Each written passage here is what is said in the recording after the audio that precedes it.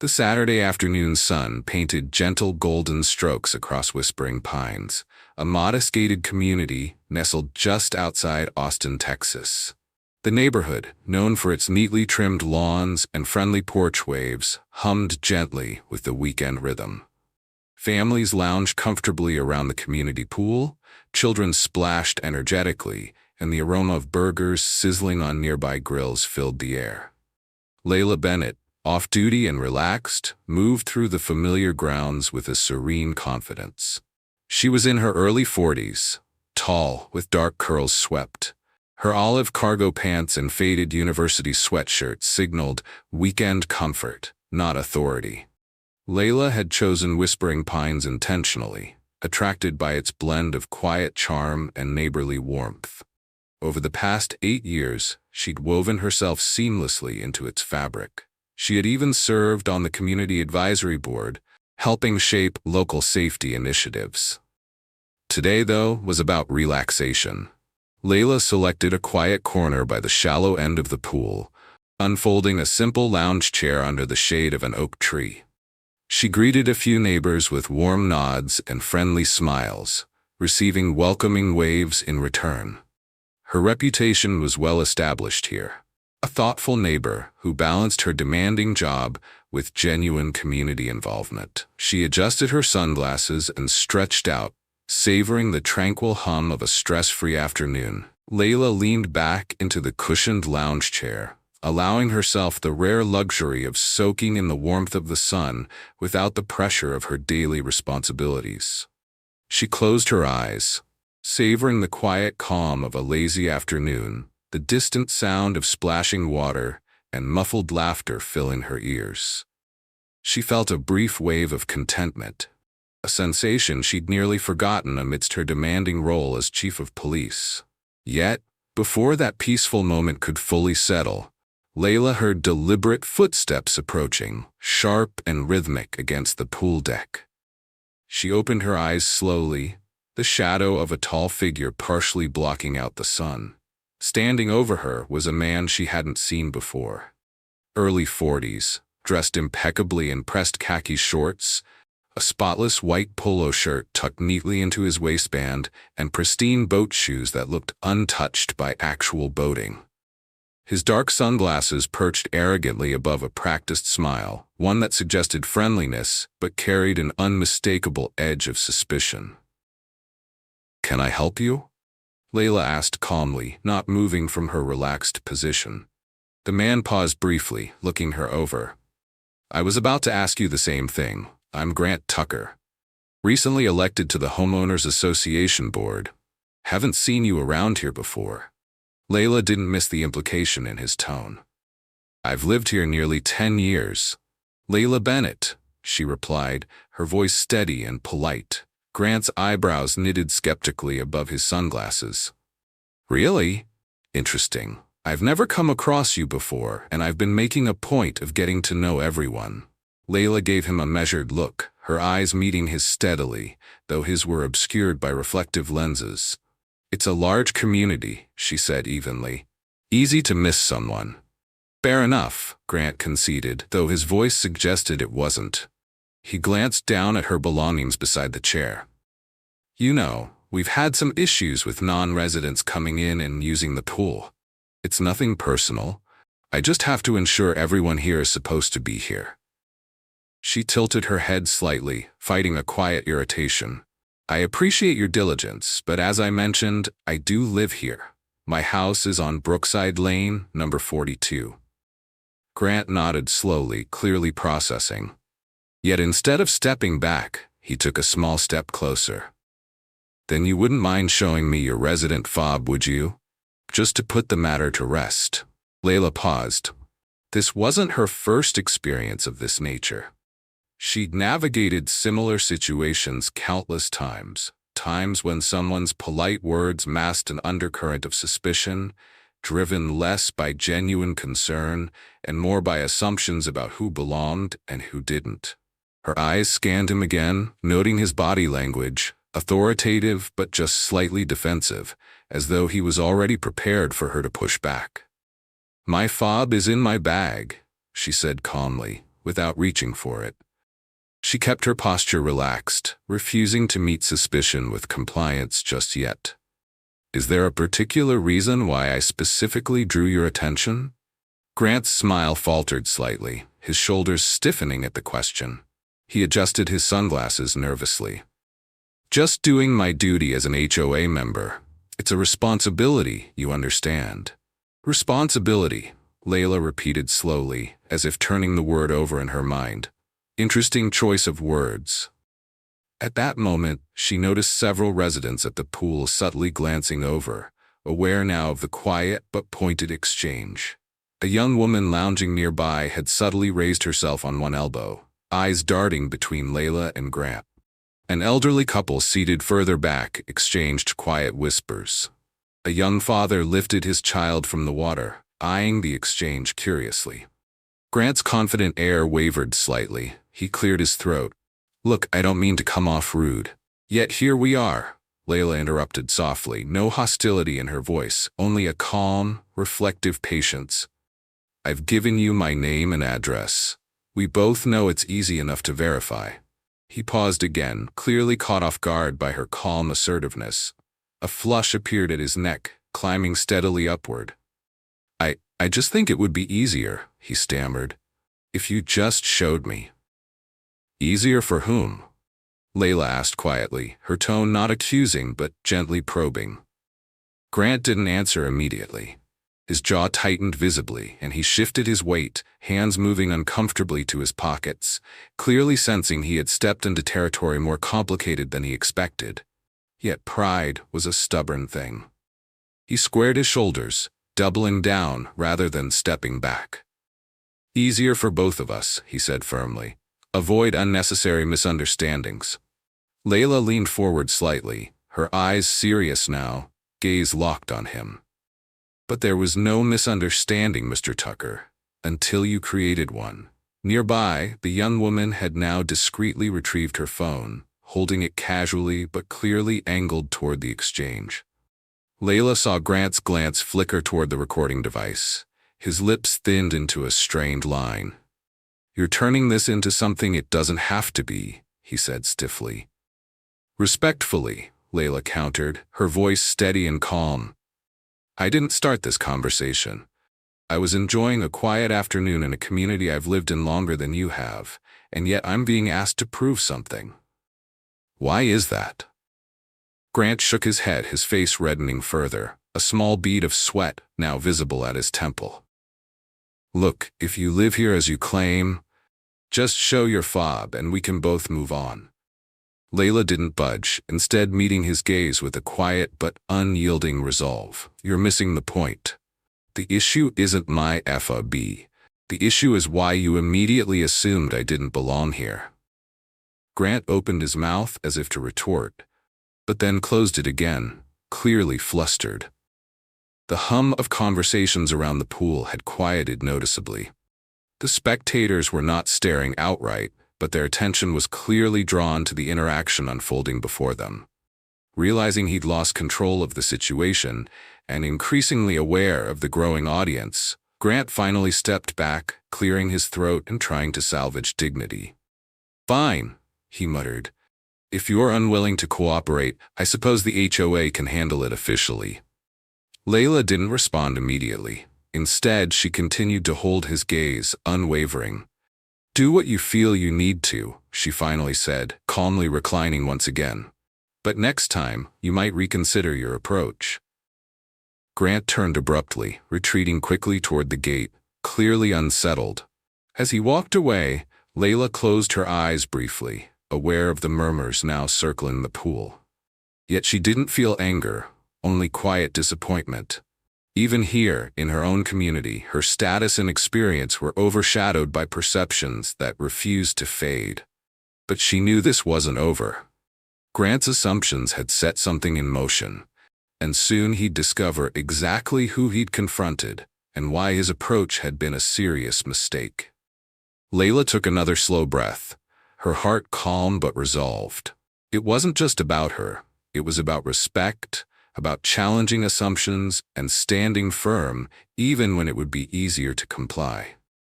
She relaxed back into the chair, readying herself for what would inevitably follow.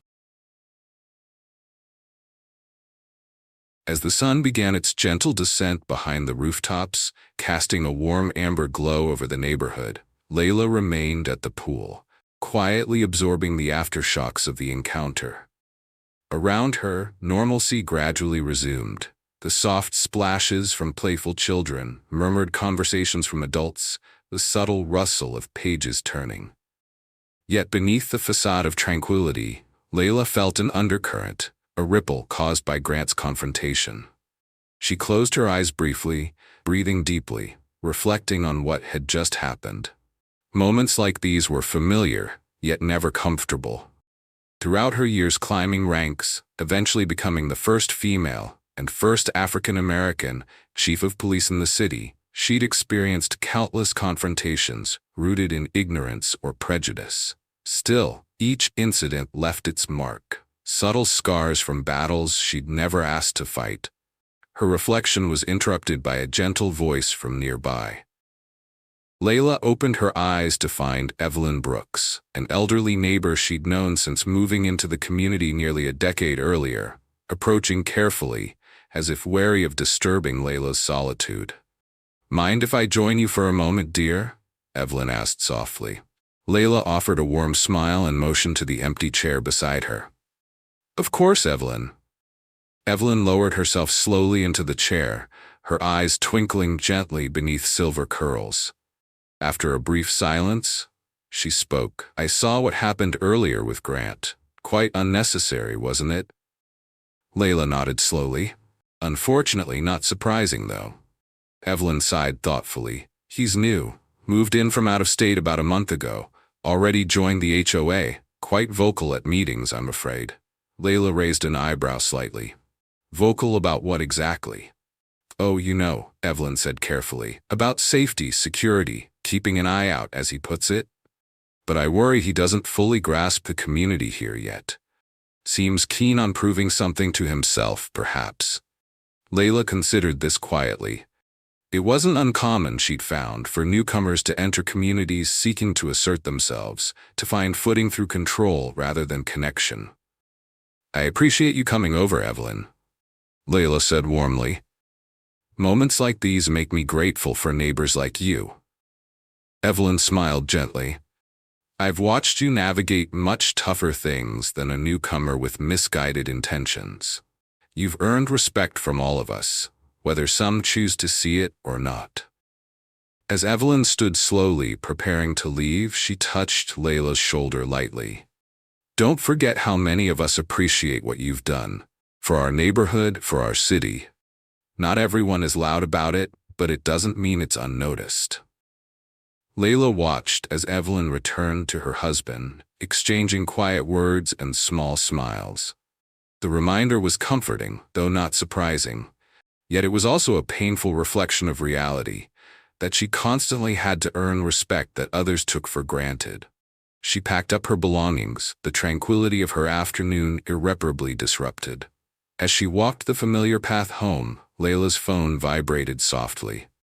Glancing at the screen, she saw a familiar name. Marcus Andrews, her trusted deputy chief at the precinct. She answered quickly, knowing Marcus rarely called without reason. "Everything okay, Marcus?" "Chief," Marcus began, a tone of gentle curiosity in his voice, "I just received an unusual message forwarded from City Hall. Apparently, the HOA president at your complex reached out, wanting to confirm your identity, said there was some kind of incident today at the community pool." Layla paused on the sidewalk, her jaw tightening slightly at the absurdity of the situation. Grant had followed through on his threat. "Yes," she said calmly. "A new neighbor decided I didn't belong at the community pool and wanted official verification." Marcus was silent for a moment. "Do you want me to handle it? Maybe clarify things for them directly?" Layla considered briefly. Marcus had been by her side for nearly a decade, steadfast and supportive, an advocate who had witnessed firsthand her challenges and triumphs. But this wasn't something he could resolve. This was personal, a principle she needed to stand on herself. "No, thank you," she replied. "I appreciate the offer, but I'll take care of this myself. Just let City Hall know I'll respond personally." "You got it," Marcus affirmed gently, respect evident in his voice. "You need anything, just say the word." "I will. Thanks again, Marcus." Ending the call, Layla took a moment, considering her next steps. Grant had taken the situation beyond a mere misunderstanding. He'd escalated it into something official, questioning her very legitimacy as a resident and community member.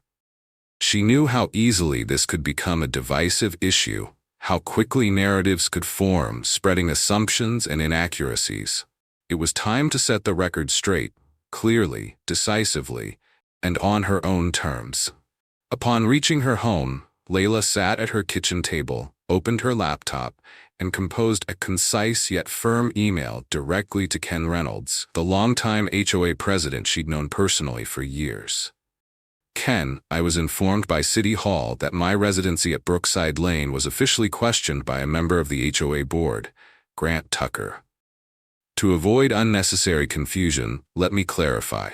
I've lived at this address, 42 Brookside Lane, for nearly a decade, as you and many others know.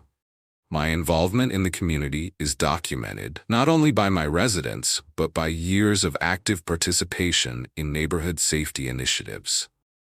If Mr. Tucker wishes to verify this, I encourage him to consult existing HOA records, speak directly with long-standing community members, or simply approach me respectfully. Moving forward, it might be beneficial for the HOA to remind all board members that assumptions about fellow residents can quickly damage community cohesion. Thank you, as always, for your support.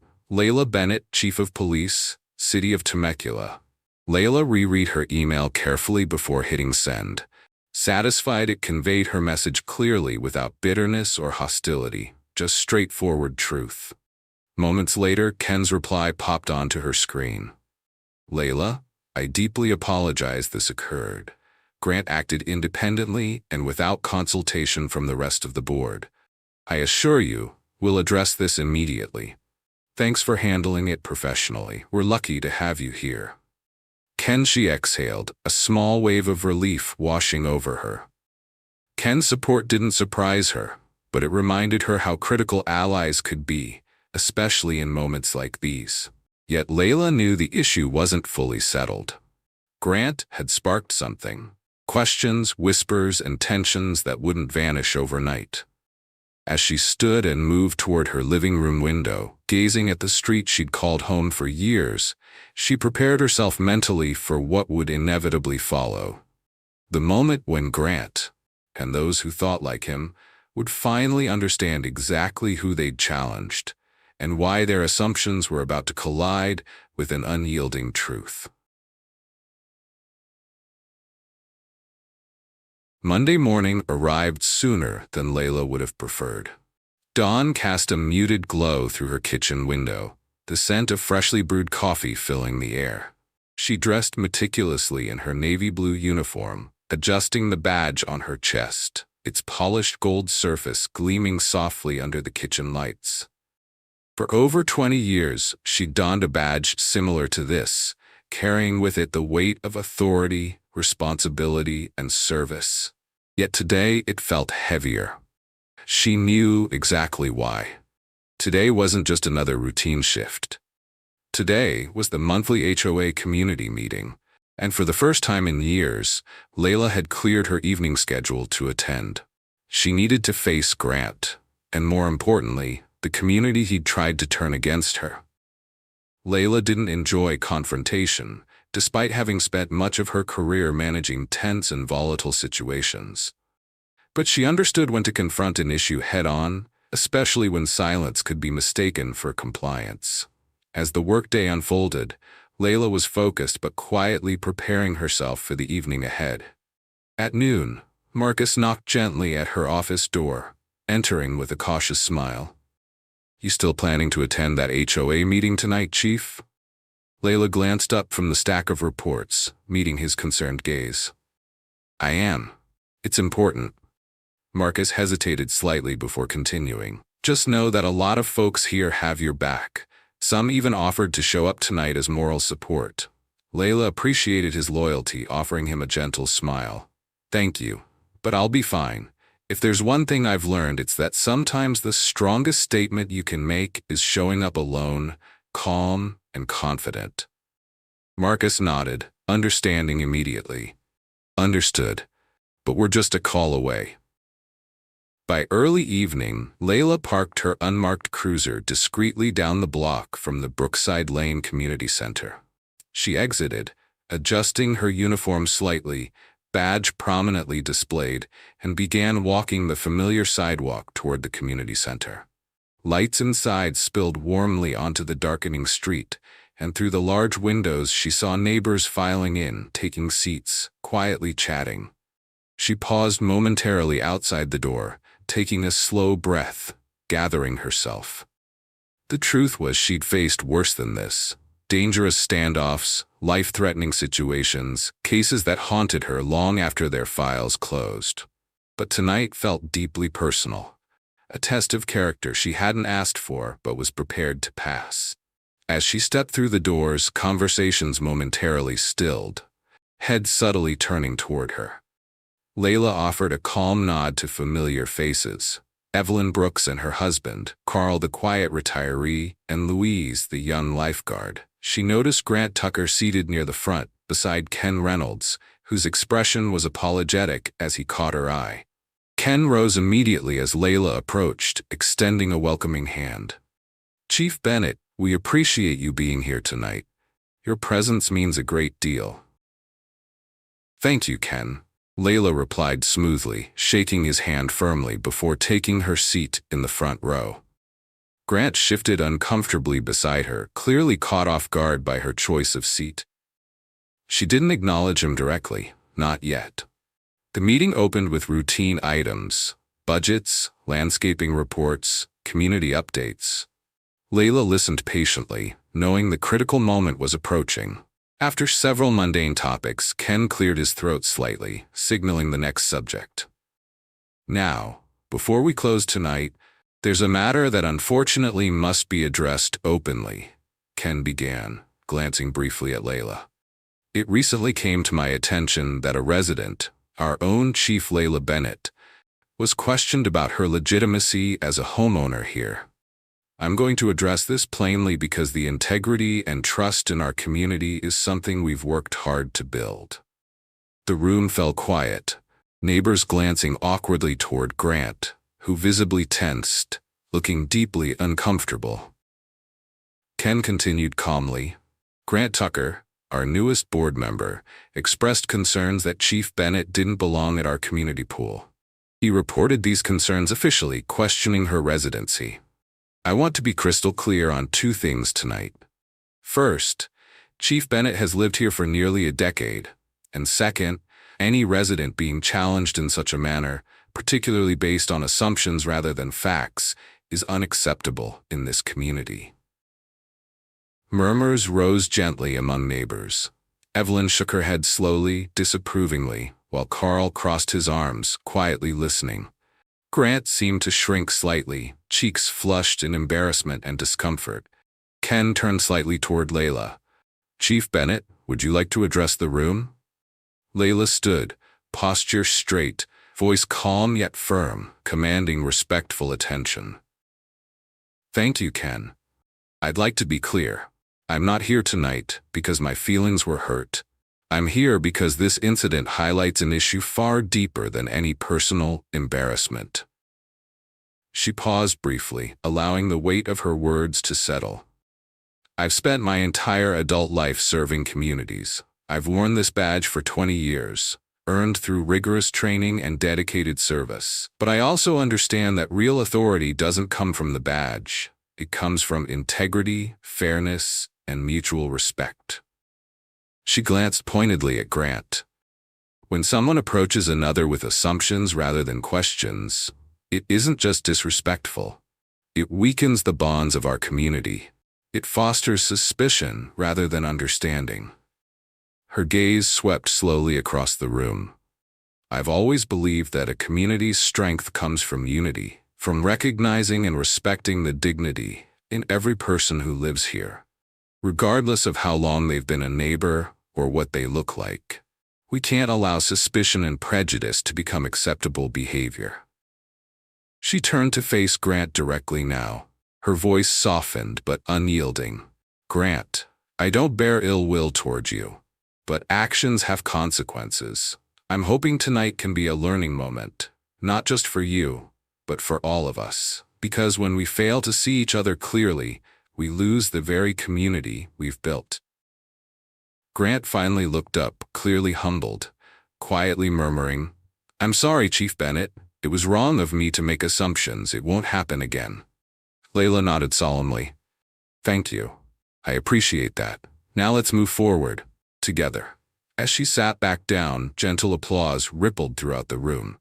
Neighbors nodded approvingly, understanding now more deeply why her quiet presence had always carried weight beyond her badge. But Layla knew the story wouldn't simply vanish into the evening air. Conversations tonight would ripple out, reshaping how people understood authority, assumptions, and respect. It wasn't about vengeance or humiliation. It was about accountability and ensuring dignity remained the standard, not the exception.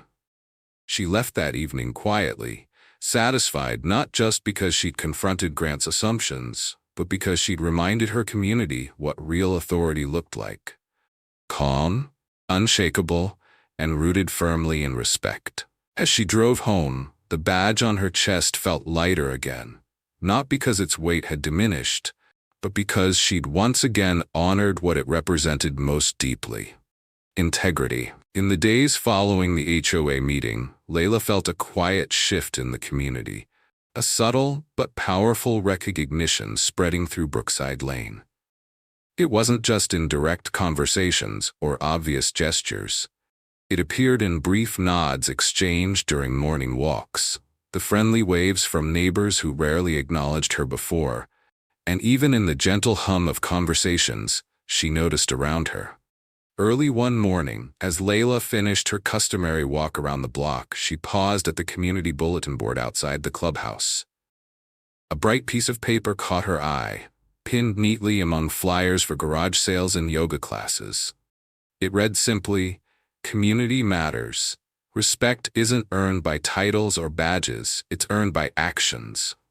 Thanks, Chief Bennett, for reminding us of what leadership truly looks like." The note was anonymous, written carefully in bold marker. She smiled softly, touched by the simplicity and sincerity. It was a small gesture, yet it carried immense significance. Someone had taken the time to reinforce the message she'd shared at the meeting, that dignity and respect were foundations of community strength, stronger than any badge or uniform. Later that afternoon, as Layla sat at her desk reviewing reports, a gentle knock at her office door interrupted her focus. She looked up, surprised to see Grant Tucker standing there, holding his hat nervously in his hands. "Chief Bennett," he began quietly, clearly uneasy, "may I speak with you for a moment?" Layla set her papers down, nodding calmly. "Of course, Grant. Come in." He stepped inside, carefully closing the door behind him. He hesitated, searching for the right words before finally speaking. "I want to sincerely apologize again, but not just for what happened at the pool. I want you to know I've thought about why I reacted the way I did." Layla sat quietly, offering him the space he needed. "I guess," he continued slowly, "I've spent a lot of my life feeling entitled to ask questions and demand answers without really thinking about what those questions imply about other people. I didn't recognize the harm in it until I saw how you handled it, calmly, respectfully, but with firmness." Layla's expression softened. "Grant, we all carry biases. What matters is being willing to recognize them, confront them, and grow from there." He nodded earnestly, clearly humbled. "I'm learning that now, and I want to make amends, not just an apology. I'd like to help organize a neighborhood gathering, something inclusive, something that brings us all together." Layla considered this for a moment, seeing the genuine remorse and willingness to learn in his eyes. "I think that's a wonderful idea. Actions speak louder than apologies ever can. Grant visibly relaxed, gratitude clear in his expression. Thank you. I'll make sure we involve everyone and that the message is clear. True to his word, Grant spent the next few weeks collaborating with Ken and others on the HOA board to organize a community-wide block party, an event aimed specifically at building connections rather than barriers. Invitations went out to every house, stressing that everyone was welcome. Layla was quietly pleased to see the careful wording and inclusive language, reflecting genuine change in the neighborhood's mindset. On the day of the event, Brookside Lane buzzed with activity. Tables lined the street, decorated with colorful tablecloths and cheerful balloons. Neighbors set up grills, offered homemade dishes, and children ran freely between games and face-painting stations. Layla arrived dressed casually, a simple floral blouse and jeans replacing her usual uniform. She was greeted warmly by neighbors she hadn't spoken to in years, shaking hands, exchanging hugs, and laughing easily with others. She was particularly touched by young people approaching her, their shy but genuine admiration apparent.